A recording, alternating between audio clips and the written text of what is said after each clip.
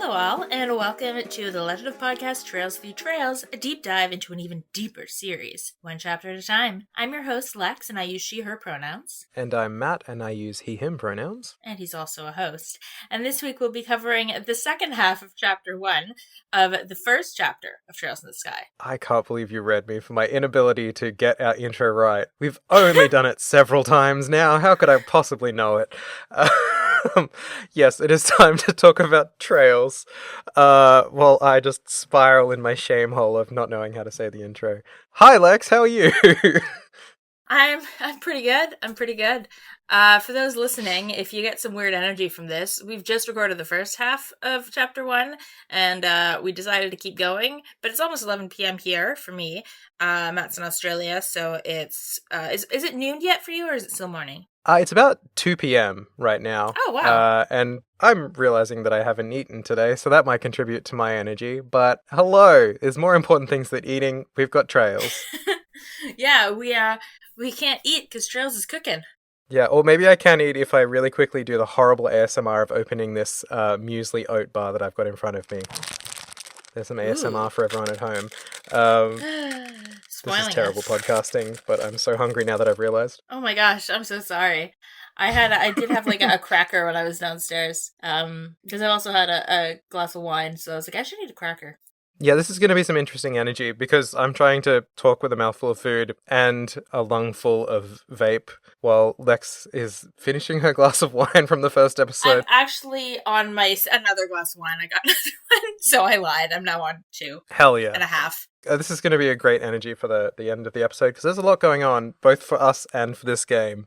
We haven't really been up to much in the 10 minutes since we last recorded, so I don't feel like we need to update on our lives. Although we didn't really cover... is there any standout games you're playing outside of Trails at the moment, Lex? Not that come to mind right now. I've been playing a lot of Balatro, but I'm always playing a lot of Balatro. Nice, yeah. What about you? You're always playing like 10 games, so... I sure am. I've limited it down to 3 at the moment, just because I'm really, really, really controlled. Not really. Xenoblade Chronicles X is fantastic. I'm still playing that. It's the perfect podcasting game. There's so much going on without a lot of voice lines.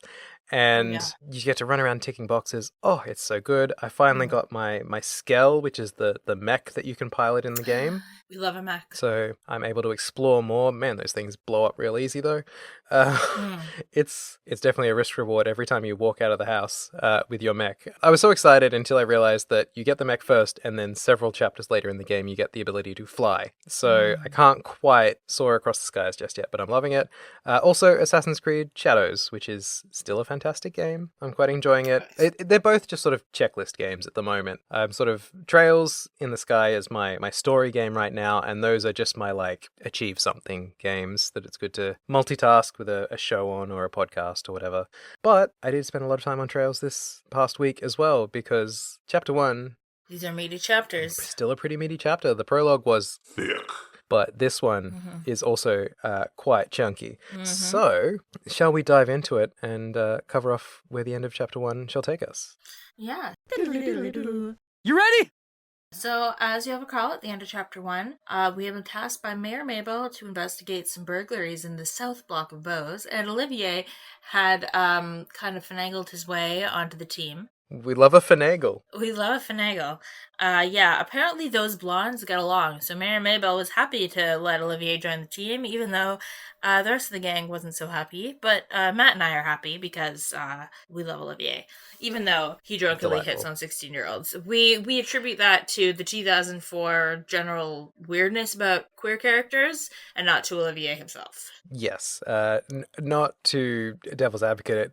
The first meeting did happen in an alcoholic bar, so hopefully there's an off-screen conversation that's happened since then where it's like, okay, cool, not going to do that. I, the 25-year-old, am not going to continue hitting on the 16-year-old, other than as a joke, probably. Yeah, fingers crossed.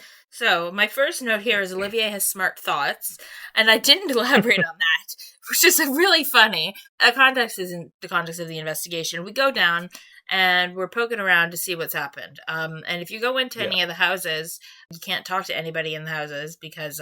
Because the cops are interrogating everybody. Yeah, and actually, one thing that I've remembered going through this chapter was that they don't have police in Liberl, they just have the army and the bracers. Which, I mean, I guess there's no Yeah. pretending that the police aren't the army, so I guess there's less, they're not pretending they're not a militarized force, so I guess that's good. It's just the army does police stuff. Obviously, there's a lot of issues with police, but just having the army do the police's job doesn't seem like the best solution either. It doesn't seem great, but at the same time, we're in a time of peace, and it's, for what we've seen so far, the majority of the army's job is just guarding gates, really. True. So they're just managing civil disobedience and gating. That's about it. But they get guns. So they get to point guns at people, though. They That's get not big old great. guns. Usually you have to be a bisexual to get a gun in the world Yeah. of Arabonia, but... Maybe you have to be bisexual to enter the army. Oh, wouldn't that be something? Yeah, I did like that when you're running around town. Obviously, if you talk to the army people in all the houses, they're like, hey, we're just conducting an investigation. They're like, fuck Check off. back in later. I did really like that if you go around them and try and talk to the actual town Yeah. people, NPCs, it immediately just comes back with the army person saying like, hey, we're in the Fuck middle of off. something. Just a nice little You touch. can't talk to the civilians. Because I'm learning my lesson. I'm trying to talk to everybody, and they won't let me, Mhm. and that is oppression. So Mhm. we have to go do what we have to go do, which is to investigate the two shops that have been robbed. Yeah, you also can't leave the South Block at this point. If you try to leave, whether to Oh, go I into the didn't North realize. Block or whether you try to go to the North Block or try to go into the new Ansel path south of town, Cheryl will just be like, hey, let's not leave yet. We have shit to do here. And you'll turn around and go back into the town. So we go to the Orbital shop, and they've been robbed. They don't like it. I went in from the upstairs because I had last checked the residential house right behind the factory. So I walked straight into Niall and Dorothy on the upstairs floor in the showroom or museum that we talked about last episode, where they were showing off all the Orbital products. But everything's gone. It's a bunch of empty tables. Which now it makes sense why they made all of this, because I feel like it's nice that it's a reward, because you don't have to go up here in the first part of the chapter. Like, you can just never go upstairs, so you wouldn't notice that there's a difference. But if you do go up, if you do explore, it rewards you because you can see the difference. Like, you can see that all the shit's gone. Which I just like when there's those little touches. Yeah, it's interesting because when I first worked in, all of it was custom sprites, the vacuum cleaner and other sort of appliances being advertised in there. But it's just kind of the color grading of a lot of it, it just kind of blends together. So I just sort of saw a bunch of stuff. And it was only sort of like properly stopping and it's like, oh, okay, so that's a vacuum cleaner and this is a hair dryer or whatever, that I picked them out. But when you walk in and see the empty tables, it's very stark and sort of jumps out at you immediately. So even if you're glazing over it a little bit, you will definitely notice the difference. Yeah. And Dorothy is at it as usual, just like giving drama as she takes photos of inanimate objects. So she's like, She's so yes, serve crime scene. Slay Queen. But yeah, we go downstairs to talk to the shopkeeper of the Orbital factory, which is also the time when I noted that Olivier's default profile picture is extremely flirty. Yes. Just seeing him at like a neutral pose, he's still just like come hithering pretty hard, which I appreciated. But the important thing is the robbery that we're investigating, of course. Basically, I think we don't get that much info about it from the shopkeeper. But what's good is that after we've talked to the shopkeeper and looked around and got to the second floor, we talked to the girl who works there, who she's basically, her whole deal, right, is that, like, I just want to work on my mechanical trinket things. I don't want to deal with people, but at this job I can do that, which is great.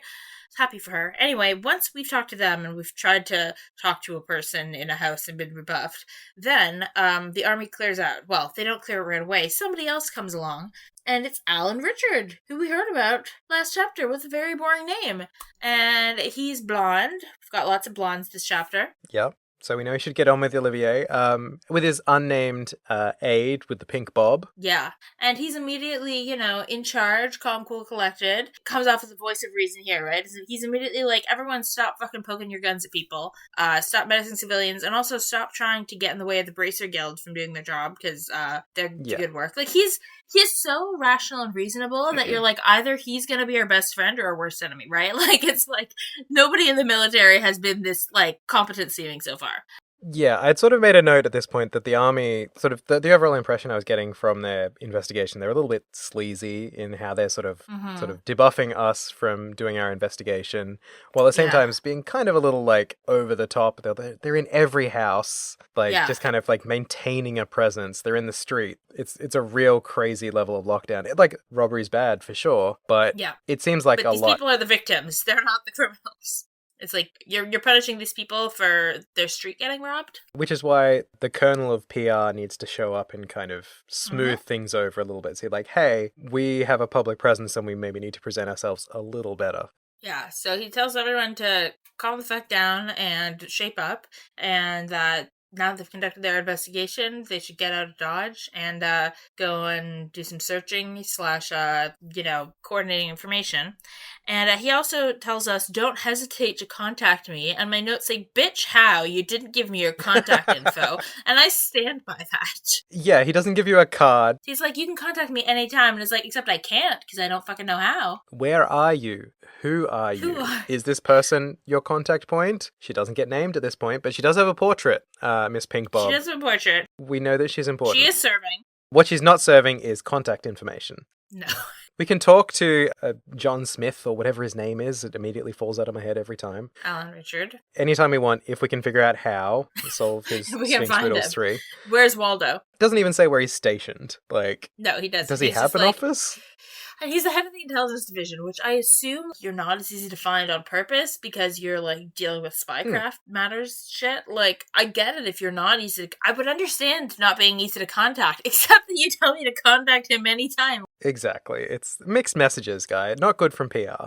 But No, but he rallies the troops to leave, and now we can talk to the civilians. yes, we have the ability to move about the city freely and talk to other people in the city. So I did a lap around, and not a lot of people have much to say beyond, like, that sucked and getting robbed sucks. But you find this lady, Cecile. And Yes. Cecile's husband is gone and she's mad about it. And Shara, I think, is the one who's like, oh, is he out of the bar? And she's like, no, I can cope with that. He's off fucking fishing.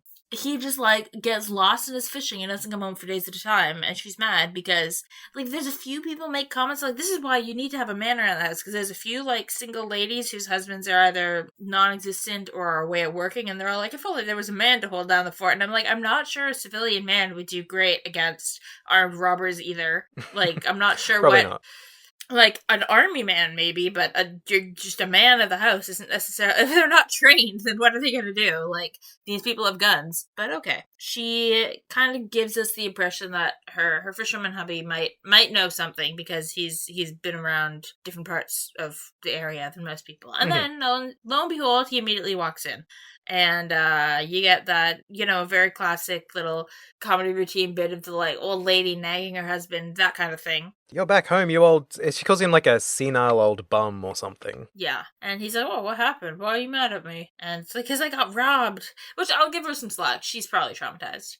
So he tells us that his buddy had seen some weird people, and his buddy is named Lloyd. And if you know anything about the Crossbell games, you have the same reaction that Matt had, where he started messaging me in all caps, hashtag not my Lloyd. Yes. This is another situation as Teoh in Prologue of apparently they liked all these Crossbell names so much that they weren't satisfied with giving them to randos in first games and had to reuse them for main characters. But it's a little distressing if you're hoping that it's Lloyd and it's not Lloyd. For a series with so many named characters and NPCs, you don't often get a lot of crossover in names. Even when they go from, like, Olivier and Reen to Matt or Kevin. Like, that you don't get double ups. But then here we have a Teoh and a Lloyd in short order. 2 party members from the Crossbell games. Neither of which are the person that I thought they were. I was thinking to myself, I would love it if some part of this was rewritten for the remake. Like, imagine, like, a young Lloyd Bannings was actually on holidays just fishing on the pier. That would be fun. That'd be adorable. But no, when they do, I think when there's a comment in the Crossbell games, there's a comment like, oh, there's a Lloyd who lives in the Burl too, or something like that. Oh, I hadn't even noticed that. Well, because you didn't know that there was a Lloyd who lived in the Burl when you played it. It's going to be fun going back like chronologically and getting all these references that absolutely It went over will. my head the first time. It'll be so fun for me when I get back to Cold Steel, having now played everything before it, because that's where I started. Yeah, same. But we head down to Valleria Lake is where we're supposed to go. Leave it to me! Yes, it is time to go to the lake. I'd sort of made it down here in my travels earlier in the Same. chapter, just kind of roaming to the extent that I can. Mhm. But at that point, there's only generic reactions. You can't really talk to anyone, and most of the NPCs are missing. It's just kind of the staff at the Lakeshore Hotel. But yeah, it's a pretty easy journey. There's a couple of annoying magic-y type enemies on the way here Yeah. that are just a bit of a nuisance to deal with, but I'm still at the point where I'm not getting any memorable XP gains for fighting, so I've been skipping a lot of fights because Fair enough. it's not worth the time. But yeah, make it down to Valleria Lakeshore, and we find ourselves, or we look for, a fisherman named Lloyd. And we find him over at the dock fishing, which is, I guess, on brand. Yep. And first of all, we learn that he's looking for a guardian of the lake. He's apparently a super tough fish. This may or may not come up again in future games. But second of all, we learn that Estelle is scared of ghosts, which is also the other important note. She apparently is scared of ghosts. That's adorable. One thing I will note is we have to get Lloyd's attention first because he is locked in on his fishing. Oh my god, that's right. Olivia comes up with a brilliant plan on how to do this. I screen capped this one because it's very memorable. It is. He stands up right close to the fisherman, and then we get in a green text caption, which is generally kind of an indication of like stage direction for the game, basically. Yeah. And it just says, Exit stage left. Olivier leaned over and with a smile that left all kinds of things up to interpretation, blew into the man's ear. It's so good. Which, to his credit, it works. It worked. It fucking worked. I love that the reaction. He like shivers. His whole sprite shivers. Yes, he's referred to at this point as man with pole, so take that as you will. But his big text caption is, oh my goodness, what in the... Yeah. He doesn't appreciate it. It's a lot to do to a stranger, to walk up and softly really blow directly into their ear. But maybe he liked it because he is man with pole. We don't know if he was man with wool beforehand either. That's true. We didn't get one before that. But now that we've got his attention, he tells us about the guardian, a fish he's been trying to catch for 5 years. So he's maybe not the best fisherman, or it's a really powerful fish. Yeah.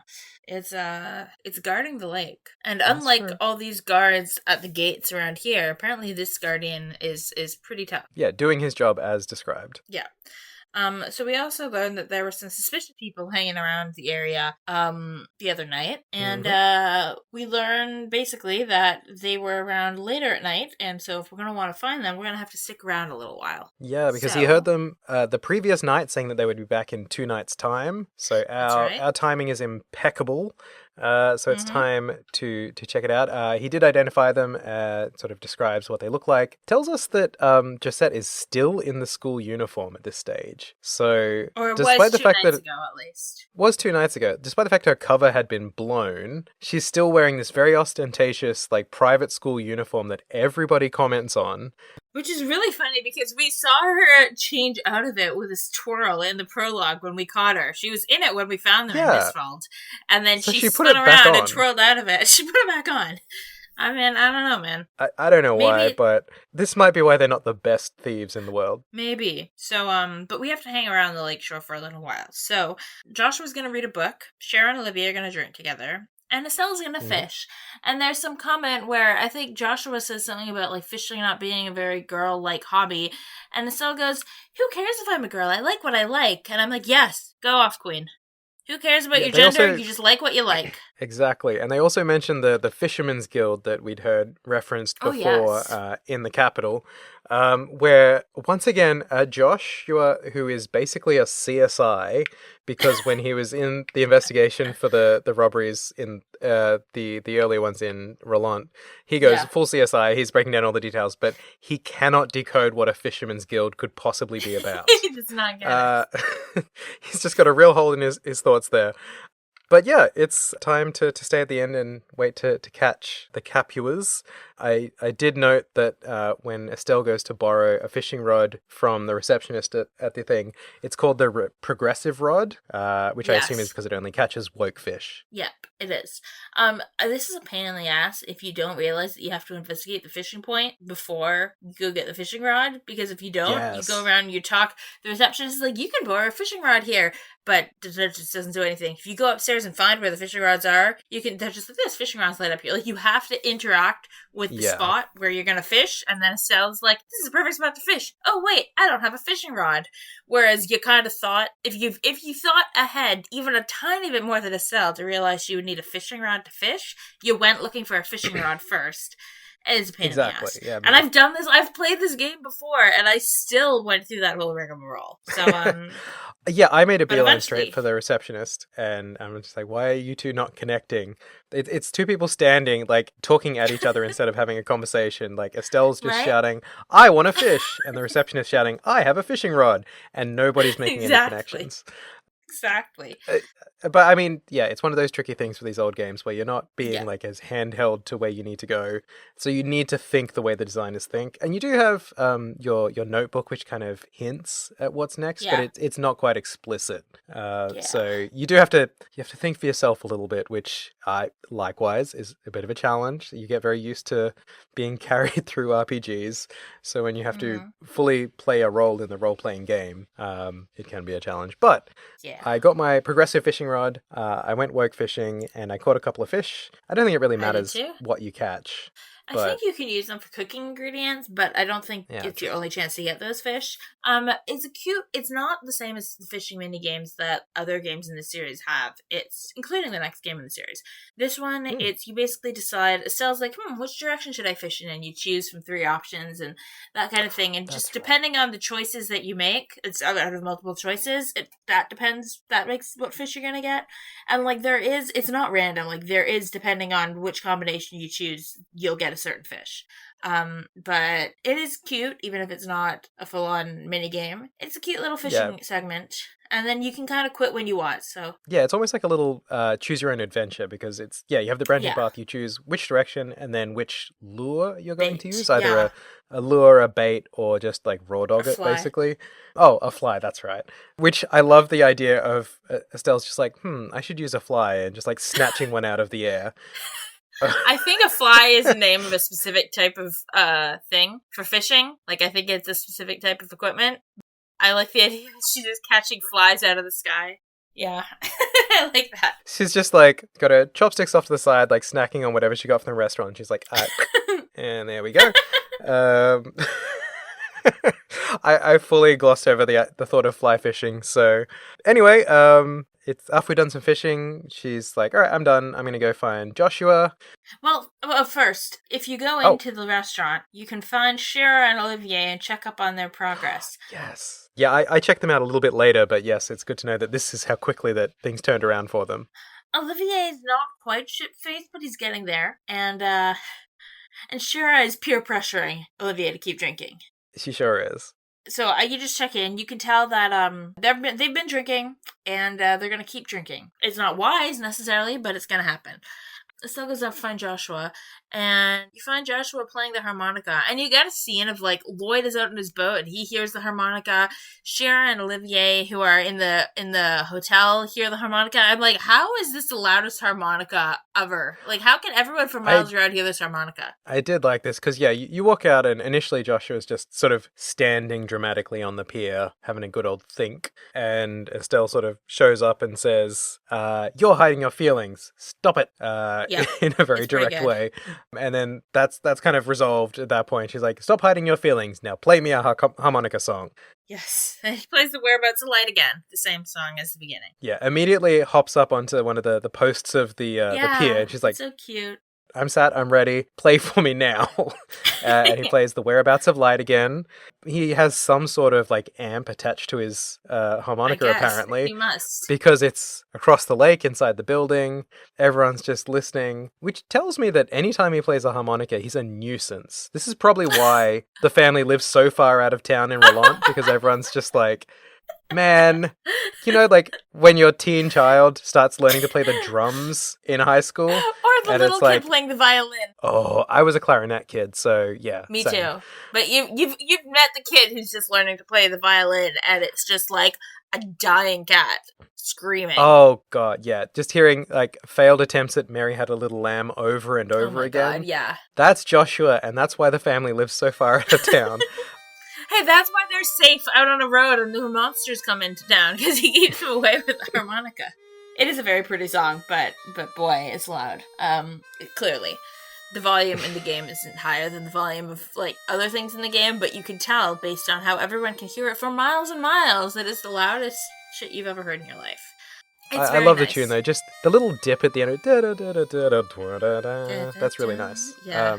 Yeah, anyway. So, they have a little chat, and Joshua's angsty again. And Cell, yet again, has the emotional intelligence. And one interesting thing we note is that Joshua is basically like, how come you're able to live with me and not ask me all about my past? Like, how are you not asking me all these questions? I obviously have some shit in my past. And and Estelle goes, we made a promise.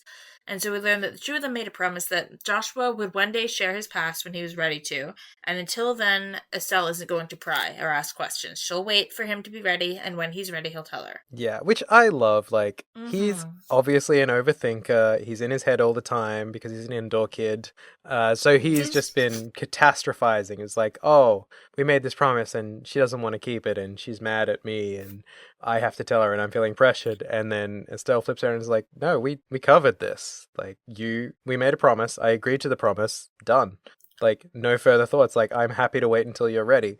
Which is, and she's darling. It's lovely. And it's very clear. So it's like, I know you. I don't need to know your past, like what happened to you or what you experienced before I met you for me to know who you are. Like, I know you really well. Just because I don't know the person you used to be or where you came from or whatever doesn't mean I don't know you. It's not. And I think you really get these two different, perspectives where Joshua clearly feels like he's completely hiding his past is hiding himself, and Estelle does not see it that way at all. She's like, your past is not yourself. You don't have to tell your past to someone to know them and be close to them.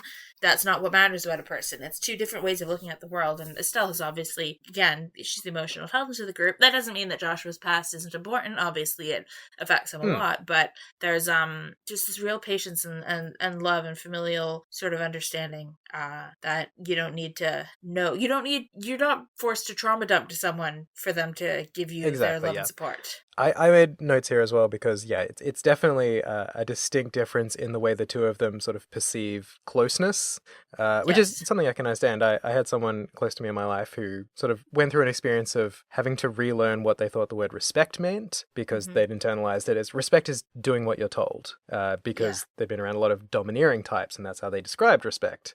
Whereas respect is, mutual trust. But in this situation, they're seeing closeness two different ways. Joshua sees it as full disclosure. Like, you need to know everything about everything to be close. Whereas for Estelle, closeness is about understanding someone and sort of empathizing with them, like knowing what makes them happy, what they like, and how to be there for them if they need it.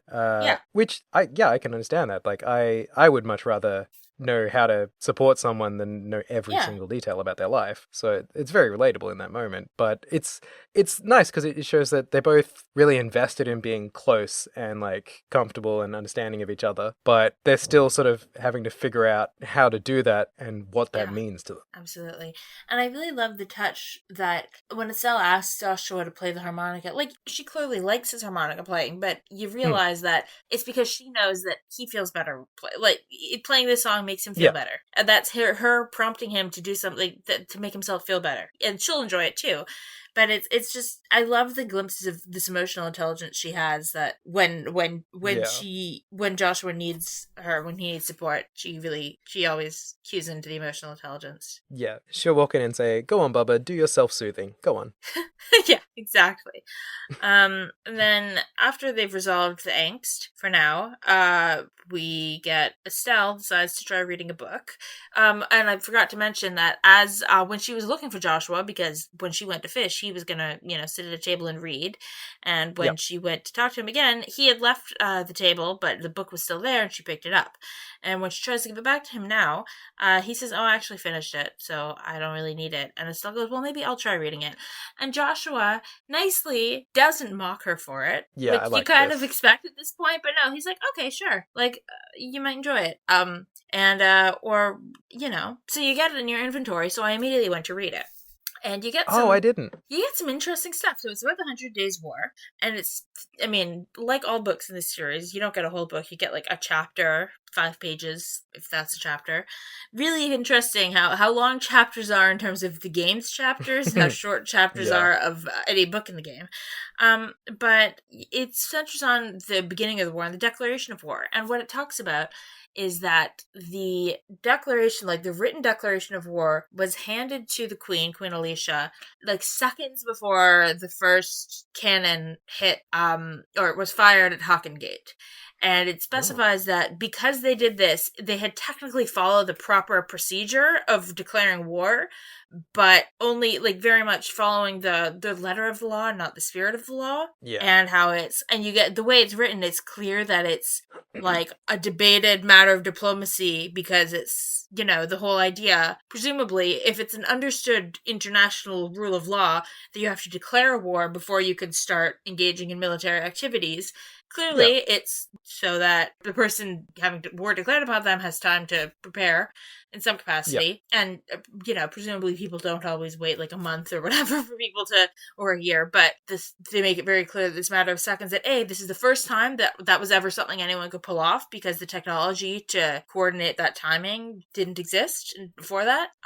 But also that it was that it's a debated topic of whether that counts as following the rules, and that it's seen as a dirty move, but wasn't technically in breach of international law, which you get a lot. I as a lawyer, I find it really interesting thinking about what international law in Zemuria looks like, and I wonder, when did these, like, we know there's treaties, but all the treaties we seem to know about are like post 100 Days War and all that stuff. So we learn that. The other interesting thing we get out of that 100 Days War chapter is we get at the very end, it says, by the way, when the war ends, there was never like an official indemnification, but the Empire did issue an apology saying that they made a grievous error of understanding after a tragedy happened in the Empire, and like presumably they thought Liberal was responsible. And you won't learn that anywhere else in this chapter. I don't know if you learn that anywhere else in this game, but you've learned that in this book here.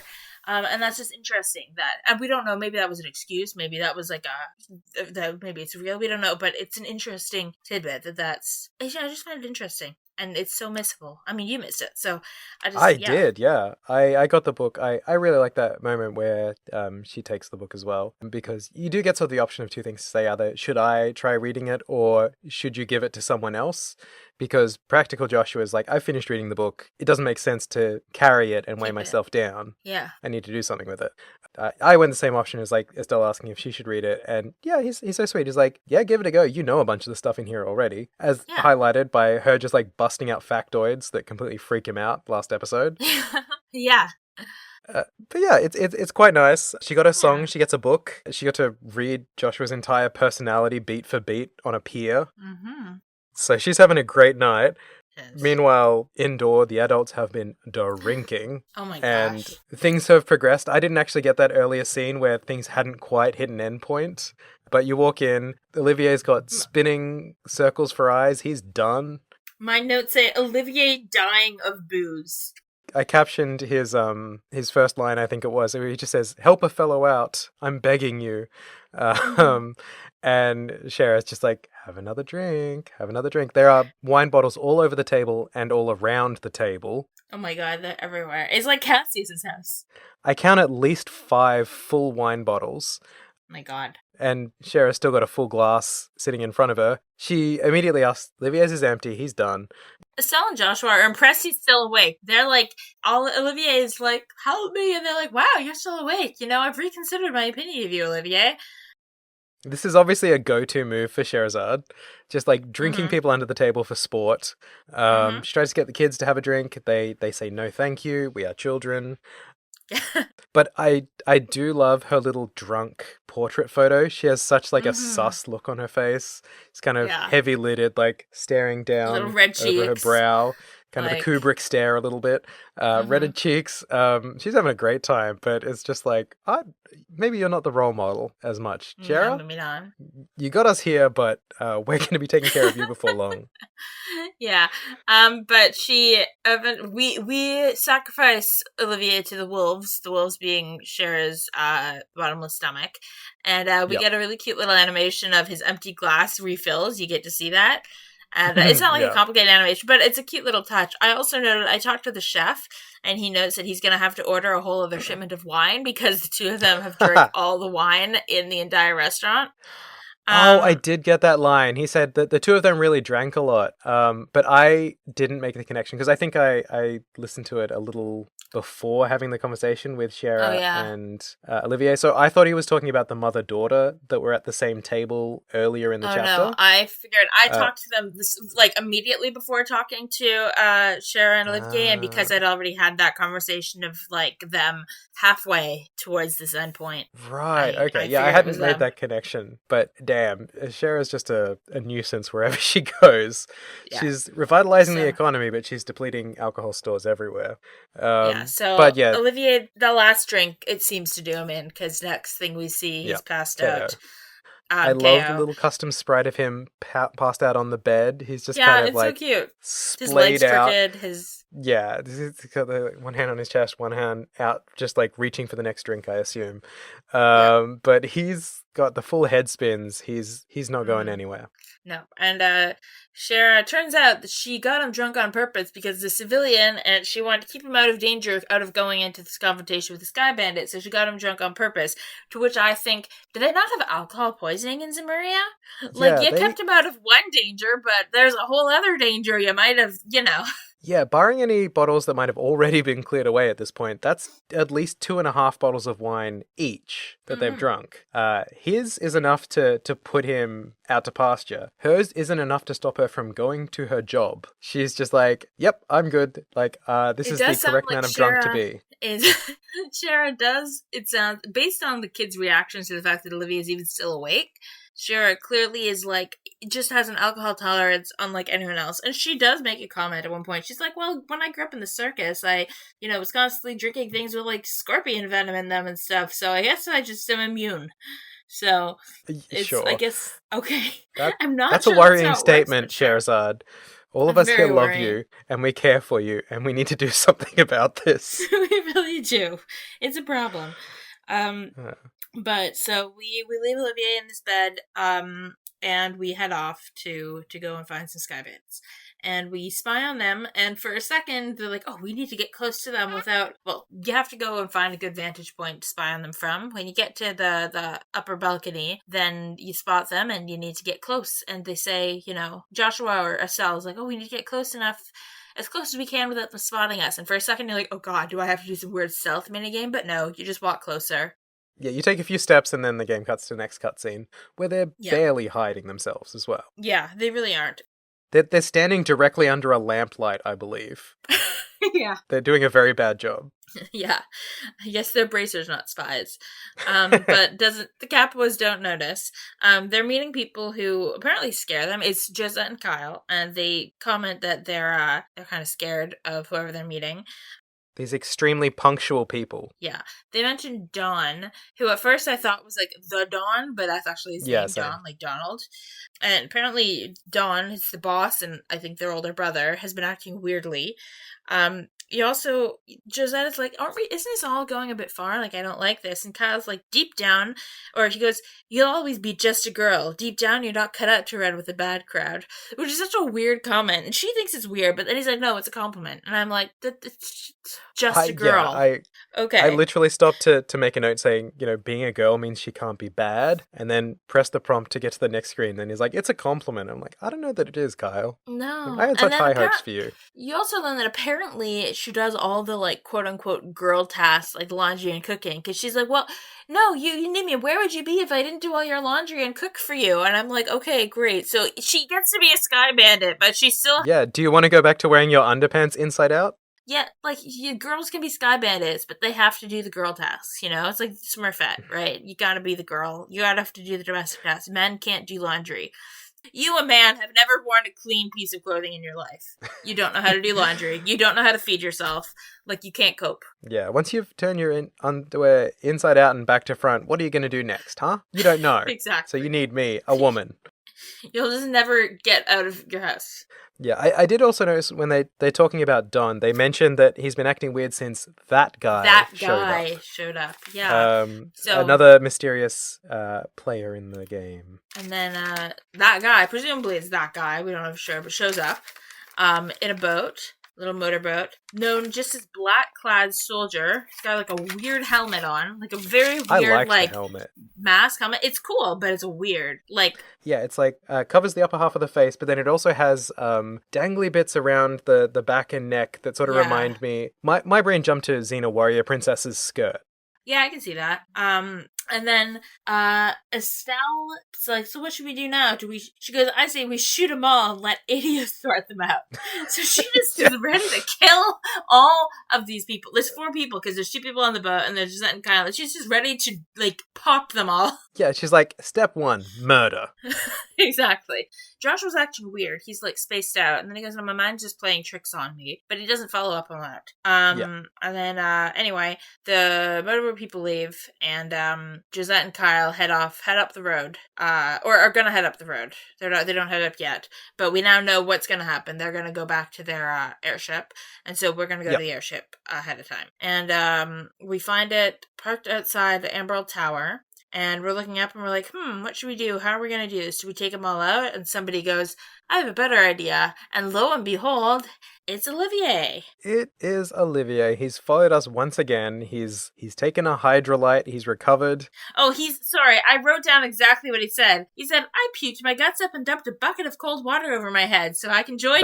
That's it. Respect. Actually, I made a note there. This might be a piece of local Australian parlance that I'm letting you in on. He did what we refer to as a tactical vom. That's a good one. I like that phrase, tactical vom. He did a tactical vom, and so he could join us. He wasn't going to let us go alone. Sure, his plan was foiled. And he has a slightly better plan than all-out murder. Seems smart, and then we don't find out what the plan is exactly then. We just cut to a scene of, Josette and Kyle show up, and everyone gets back on the ship, and we get this cool little scene of them firing up the airship. Of, Josette's, like, saying, the humidity, this, whatever temperature, like, reading stats off of a screen, and they're like, okay, fire up this. Like, you get these little steps of, like, how they fire up the airship, and it's just such cute, like, it doesn't matter to the story, but it's such cool little, like, world-building flavor. I just really like it. Yeah, we get a lot of detail about all the moving parts of starting the airship. We even cut to, like, other parts of the airship where other people are sort of radioing in, showing that it really does just take, like, a handful of people to run an airship point blank. Mm-hmm. And they're all synced up. They're doing great. I was kind of convinced at this point that the plan was going to be run all the way up to the top of Amber Tower and jump down onto the airship as it's taking off.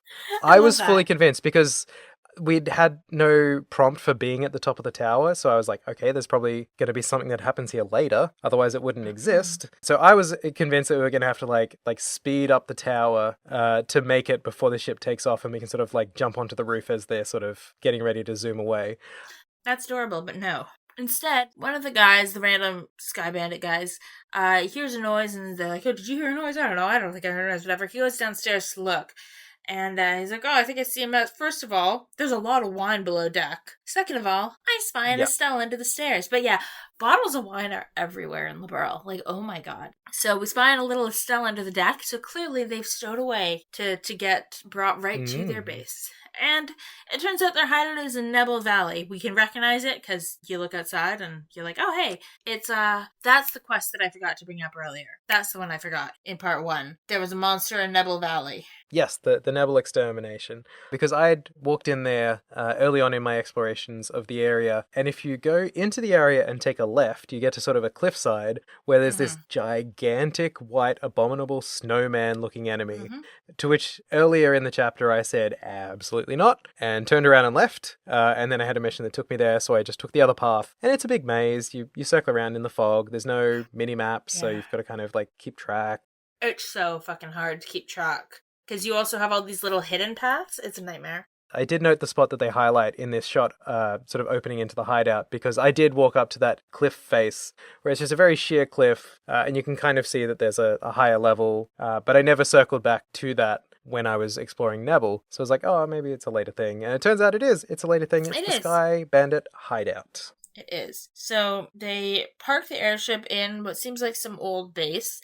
And you get this adorable animation as all of the Sky Bandits are leaving the ship. They all kind of walk out onto the wing and then jump off onto, like, the floor, the elevated hallway or whatever. But it's just this cute little hop, and I love it. And then some of the bandits leave, and a few of them are still loitering around the dock or whatever it is, and we ambush them. And I love that when the battle starts, you get preemptive attack, like when you get an enemy from the back. Like, it's just a cute little touch, because you do ambush them in the story, so like ludonarrative integration or whatever. I feel like the combat music is different here as well, because I definitely noticed it in one of the later sort of scripted fights. I think it's in this one as well. It's just a very sort of upbeat, jazzy kind of fight music that I really enjoyed. Maybe you play a little here. Maybe I will play a little bit here. Future Matt, play that thing. Hey guys, it's Future Matt here. I did find the track that plays during the Capuas family fight. It is called To Be Suggestive, and I'm not making that up. It's a real banger. Have a listen.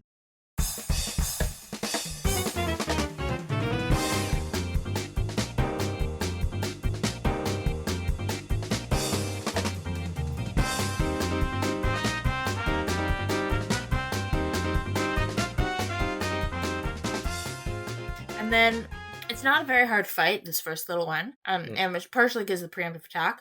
And then as we explore the hideout, Estelle says, "Holy Stregas," which I fucking love. Stregas are the sneaker brand she loves. Yep. So that's great. I also found a pair of Strega R's in this dungeon. Yes. Sort of running around the hideout. And both here and earlier when you first encounter, I think it's Strega J's in the store. Maybe. But they were very expensive. I could afford one pair, and they, of course, went on Estelle. And then she kept those until now when we got a new pair, and I handed those to her, and then I think Joshua got her leftovers. Excellent.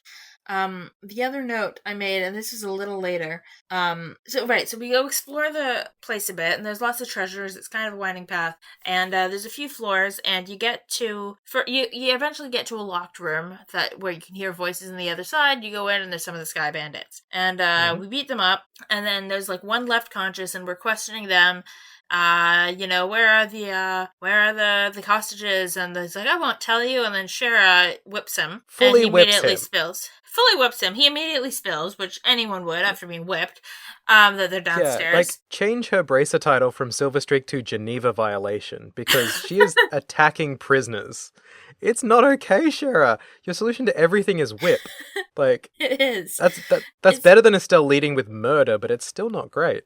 But then it might be worth it, because we get this great little exchange with her and Olivier, where Olivier goes, any masochist would be thrilled to make your acquaintance, Shara.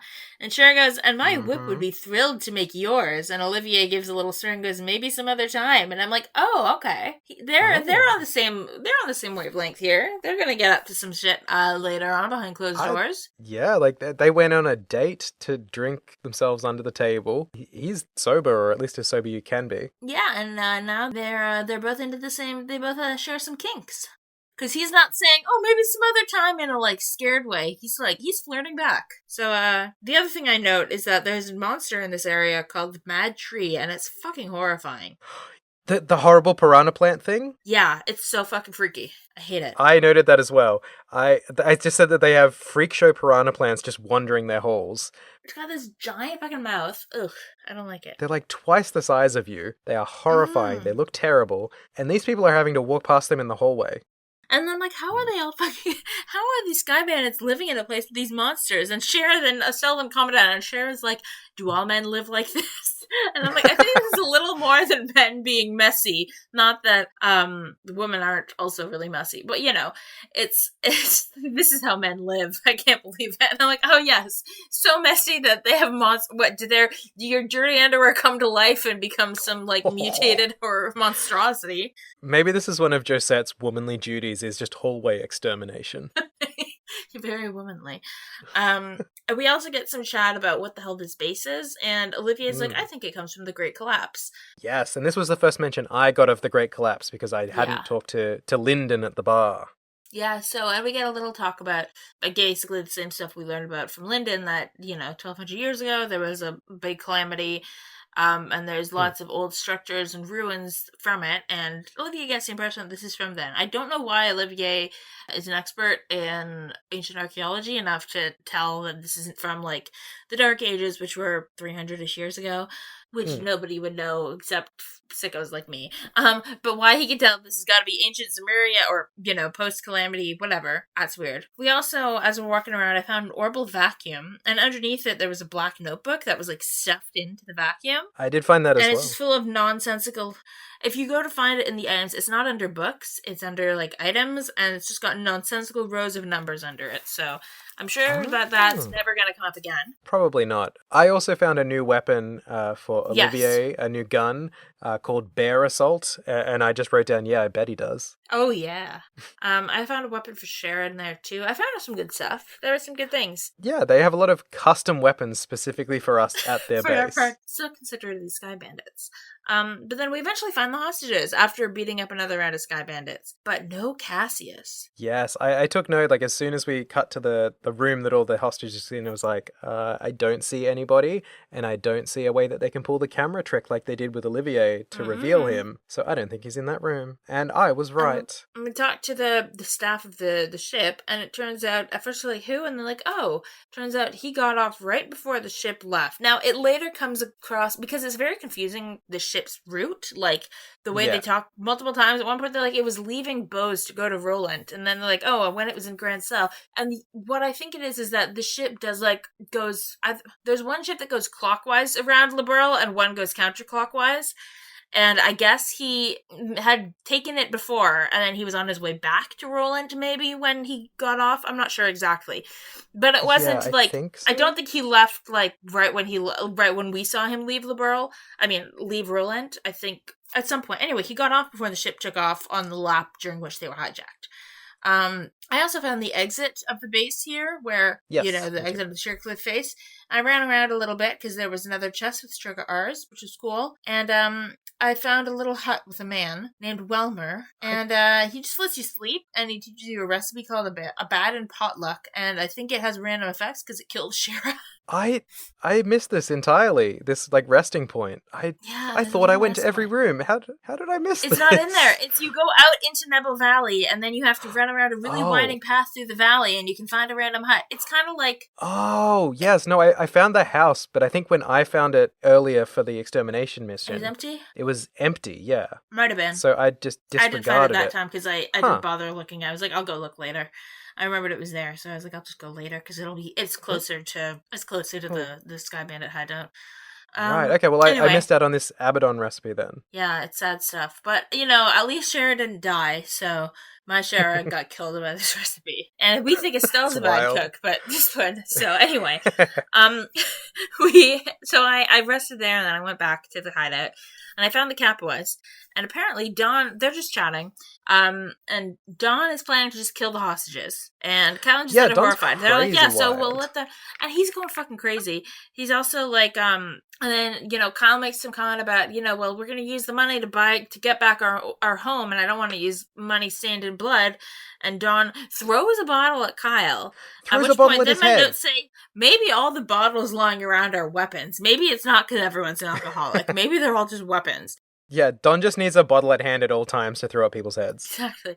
And he goes, who cares about our old home? We're going to go down to a resort and then blow it all and then go hijack another airliner. Josette and Kyle are pretty horrified. And then our gang, what are they called? The Extraordinary League of Bracers, has heard enough, and they burst in to arrest, and Josette and Estelle immediately start name-calling. Yeah, straight at each other's you're a tomboy, well, you're a bimbo. And they're like, okay, stop bickering so we can fight, like, with weapons. So we beat them for one up. thing, it seems like the insults they're throwing are the wrong way around. Shouldn't Estelle be accused of being the tomboy and Josette, the prissy private school girl, as the persona she was presenting, be the bimbo? It seems really weird. I guess she just thinks Estelle's dumb, calls her a bimbo, and I don't know why tomboy is being used as an insult. But we beat them up. It's a boss fight. Yeah. Joshua has a cool line as they come in. He's like, well, we beat up the rest of your gang, so it's just you three left. Very cool guy. He is a cool guy. Unfortunately, Don has a frigging mortar shell cannon that he's just firing off indoors. They're like, he's got an orbital cannon. Look how easily he handles it. Like, everyone comments on it. This is not normal, because apparently. let's note that Don, like, where Josette looks high school age and her older Kyle brother... looks like college age, maybe? Kyle looks like he's in maybe his 20s. Don, I thought he was their dad because he's like this huge bear of a man with a big beard. You know, he's throwing bottles at Kyle's head, which is very bad dad coded. Yeah. But he's apparently big bro, because they do call him bro a few times in these scenes. Brother. But yeah, he's got a cannon, and he opens the battle by saying, "Time to hunt some game, and I like my sport bloody." Yeah, when we called you a bear, Don, we didn't mean that. That's not what we meant. This is why we needed the bear assault weapon for Olivier, specifically for this bear we're about to fight. It all comes together. So we beat them up. Yeah, tough fight, because he's got like twice as much HP as anything we've faced so far. Oh yeah, he has a lot more. You really have to take him out one at a time. But I got through it. And the first thing I noticed is that Don's eyes have changed color when he talks after the fight. His eyes were red before, and now they're like blue, which usually means something. Is a signifier. Red eyes being evil is not a guarantee in this series. There are red-eyed people all over the place. Yeah. It's just that the act of your eyes changing color is the difference. Mm-hmm. Exactly. He's also confused. He's like, where am I? Why do I have an orbital cannon? Who are these people? Josette, didn't you just leave in your prissy high school uniform? And everyone's like, dude, that was days ago. What's going on? So he's confused. Shara and Joshua and Estelle and Co., like, they think he's legitimate about being confused, but that doesn't change things. They're still going to arrest him. And Don's like, well, I don't know what's going on, but let's get out of here. So Kyle throws another smoke bomb and they take off. Kyle always comes in clutch with the smoke bombs. He's got the smoke bomb. Shara comes in with her usual move of whipping/threatening to whip. Yeah. And then they make their escape. I do like that there are several lines of confusion between the Capuas because the smoke bomb has been dropped without really agreeing on a plan. So they're just like, what the fuck, dude? And he's like, run, obviously. Yeah. They're like, hang on, we usually coordinate. We choreograph this, and they didn't this time.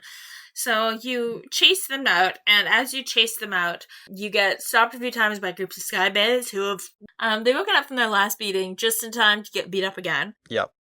I had a really good time in these fights as well because one of the changes I'd made with my orbment setup was that I put the Petrify Quartz on Estelle, and it meant that anytime I was using the Hurricane move to like batter a bunch of enemies at once, there was a chance of petrifying them all. And I had a really good run of luck in these fights.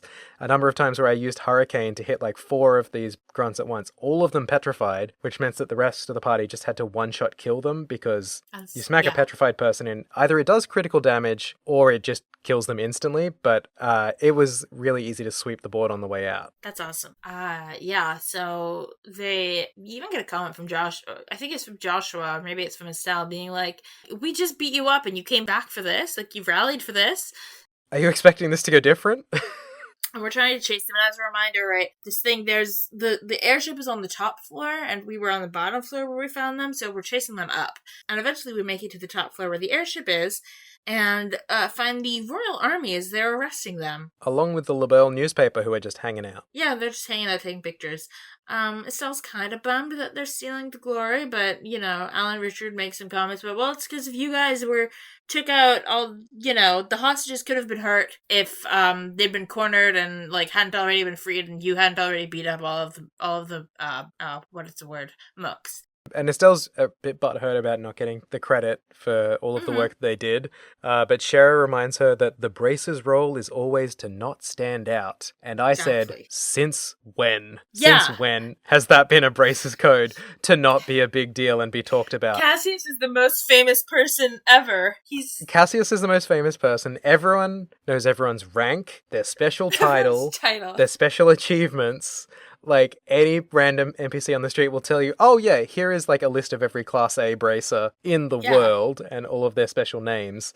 But Shara's just like, hey, it's okay. We don't do this for the fame? ? You might not do it for the fame, but you sure don't avoid it.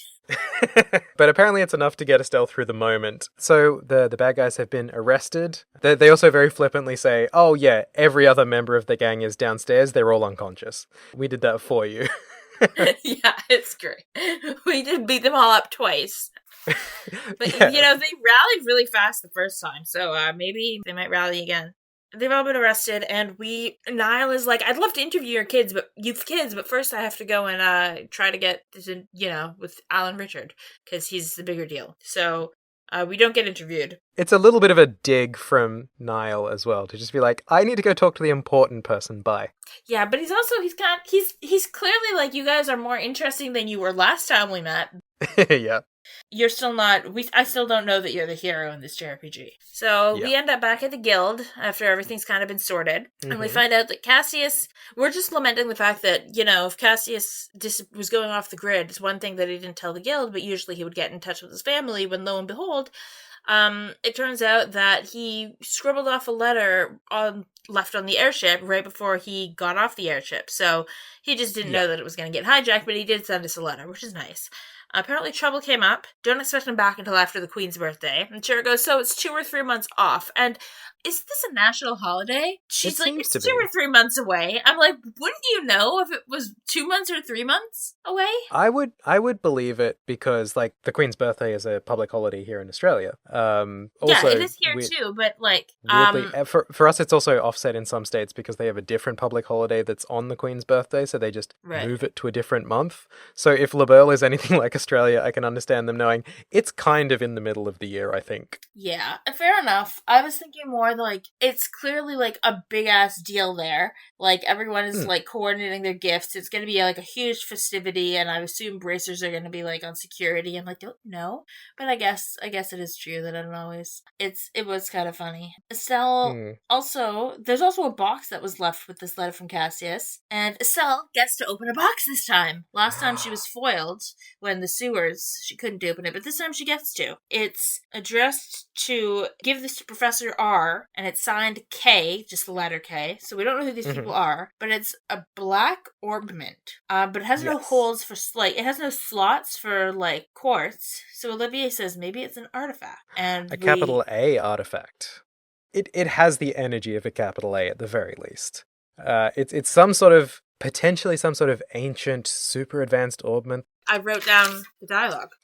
Because I wrote it by hand, I didn't capitalize anything, so I don't know what did, not even the first letter of the sentence. An artifact is an orbment created by an ancient civilization. Artifacts are the models for all orbments produced today. So it's pretty short and sweet explanation, but that gets to it.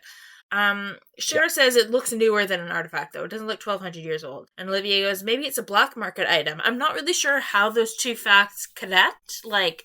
Yeah. I'm not really sure why a black market item would explain why it doesn't look 1,200 years old. Anyway, but that's not really what's important right now. What is important is in the note from Cassius and Estelle, he basically says, you guys can decide whether you want to keep working away in Roland or want to pursue becoming senior bracers. Like, it's up to you guys to decide what you want to do. And Joshua suggests that he and Estelle continue their journey. They've already got 2 recommendation letters, because forgot to mention, because we, saved the world or whatever, we got a recommendation letter from this branch. And Joshua says, we've got 2 out of 5. Why don't we keep going? Why don't we continue our journey, go to the other towns, see, and maybe we'll learn something on the way about who these people are, what to do with the orbment, any of that. And Estelle goes, you're a genius. That's a quote. That is a direct quote. It's a sound plan. I mean, we know that the Bracers Guild branches are one of the few places that have landline phones. So Ina can always call in with any updates. And they're run by spies, so the information's fresh. But they're pretty much just going to continue the way they were going. It's not really much of a revelation, because that's kind of what they were already doing. I mean, it's great news for us, because we know the video game continues now. That is good. I was really worried that it was just going to stop because I'd made the wrong choice somewhere. But yeah, it's interesting. We've got this fascinating black orbment. We've got some letters for names. I have some half-baked guesses based on future knowledge of the series. Yeah. So we'll keep that commensurate with where we are at in the story. I did enjoy that Olivier was the demon on Estelle's shoulder about opening the box in the first place. I loved it. They're just like, it's a box, but it's addressed to Dad. We probably shouldn't. And then Olivier's just like, open it, open it, open it, open it, open it, open it, open it. It's going to be fun. Open it. Yeah. Just what she needed to hear. She really needed to be allowed to open a box after the week she's had. Yeah, she deserved it. Like, She did. she's done all the work. She's been put down by every human being she's met Every human across the being. She's not nation. sexy, and she's stupid, and she's all these things. But you know what she is? She's great at opening boxes. So we've got this big black orbment, but it's time to continue on our journey. So we sort of put a wrap on Bose, and it's time to think about next steps. Turns out things are going to be changing a little bit going into chapter 2, because different folks are going in different directions. Yeah, Shira is going back to Roland because she has a job. Olivier is going to go back to Roland as well because he wants to do BDSM with Shira. No, because he wants to taste the cuisine there, and apparently he's eaten everything in Bose. Yeah, I bet he wants to eat in Roland. We know he does. But we also, he's gonna drink with Shira and Aina, and apparently we get the hint that Aina can drink Shira under the table. It sounds like. So terrifying. That's scary. That's pretty fucking scary. But I can believe it because Aina's a badass. Yeah, I really hope when they take off in the airship, the rest of the ship is full of wine bottles, because that's the only way they're going to have enough to not deplete all of the Relunt Town resources in one night. Olive Relent? More like Olive the Burl. But for us, it's onward to our next destination. Mm-hmm. Do we get it disclosed at this point, or I can't remember? I think we're headed to Ruan, Ruan, R-U-A-N. Okay, yeah. I know that. I don't know if it's disclosed. I think it is, though. That's also the next one in this counterclockwise tour of the borough we're doing, going to Ruan. And you do have, if you go into your books tab of your items, there's a map of the whole kingdom that you can look at, which is a nice touch. Right. I think that must be the one like... that I found on the shortcut by accident after I'd spent all that time trying to map out the region myself. We're good to go! And then what we're going to do, because we're cutting up these chapters because they're fucking huge, we're going to cut the next one up as well. That's the plan. And so we're going to the point until you're going to go to a school, an academy, excuse me. And once you get to the academy, like everywhere, you walk in and you get like some, camera panning around, whatever, little talk.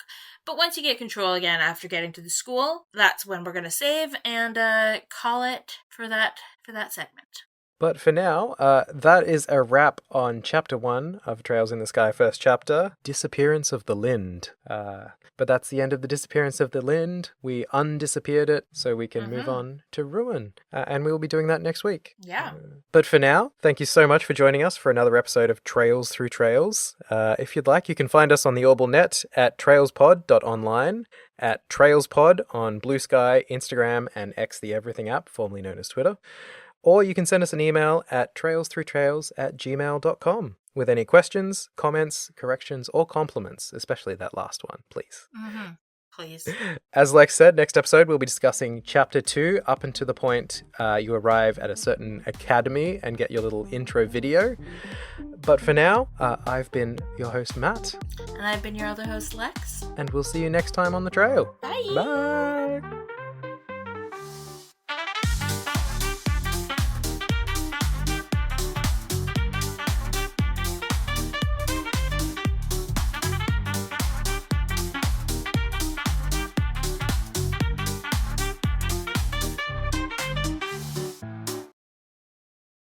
Oh my gosh, we did it. Hooray!